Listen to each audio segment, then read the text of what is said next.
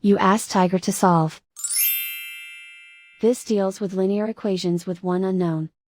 The final result is z equals -4. Let's solve it step by step. Simplify the expression. Group like terms. Simplify the arithmetic. Swap sides.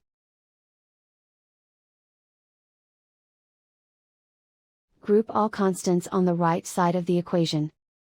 Subtract 5 from both sides. Simplify the arithmetic.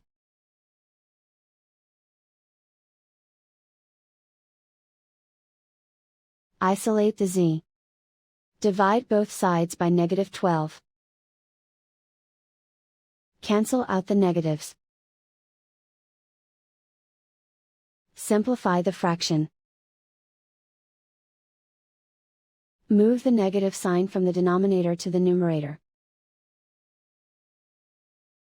Find the greatest common factor of the numerator and denominator. Factor out and cancel the greatest common factor. And so the final result is z equals -4.